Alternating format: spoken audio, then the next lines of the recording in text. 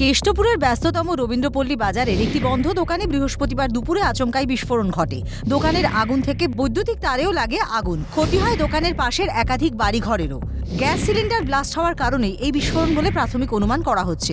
ঘটনায় আহত হয়েছিলেন বেশ কয়েকজন। আহতদের মধ্যে দুজনের অবস্থা ছিল আশঙ্কাজনক। তড়িঘড়ি তাদের স্থানীয় হাসপাতালে নিয়ে যাওয়া হয়। পরবর্তীতে আরজিকর হাসপাতালে নিয়ে গেলেও অবস্থার উন্নতি না হওয়ায় আজ গুরুতর জখমদের কলকাতা বাঙুর হাসপাতালের বার্ন ইউনিটে স্থানান্তরিত করা হয়। সেখানে শুরু হয়েছে চিকিৎসা। আতঙ্কিত পরিবারের সদস্যরা। ননদের হাজব্যান্ডেরই খুবই, আমরা ওইটা নিয়ে খুব টেনশনে আছি। ওনার ছেলেরও লেগেছে, আরজিকরে ভর্তি রয়েছে। উনিও বাঙুরে সবাই নিয়ে গেছেন পাড়ার ওরা।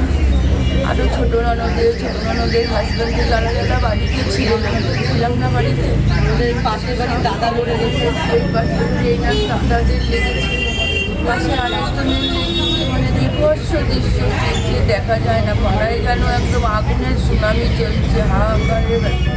সিলিন্ডার বার যদি কভার করতে পারতাম তাহলে হতো না, তখন সাঁতার করতে পারি সেই হিসাবে নেট 20-25 এরকমভাবে ছিল, এরকম ছিল। তখন অনেক চেষ্টা করেছি। আমি ওই মুহূর্তে সরে গিয়েই অন্য হাত টানতে গেলাম, বেঁচে গেছে। যে এছাড়া বান্ধবীরা ছিল তারা খুব ইনজয় গেছে। এই সাঁটার করতে সাঁটার অবস্থায় বাস্ট হয়েছে, সিলিন্ডার বাস্ট হয়েছে, সাঁটার টুকরো হয়েছে। আমাদের বেশ কিছু লোক আহত হয়েছে, অন্তত না লোক 20-22 জন তো হবেই আহত হয়েছে। আপনিও তো আহত হয়েছেন, আপনার অবস্থা এখন কেমন? অবস্থা ঠিক আছে, কালকে যন্ত্রণা ছিল, আজকে যন্ত্রণাটা কমেছে।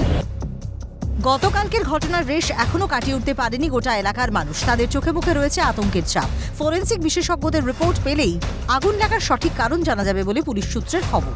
শান্তনু সাহার রিপোর্ট, ক্যালকাটা নিউজ।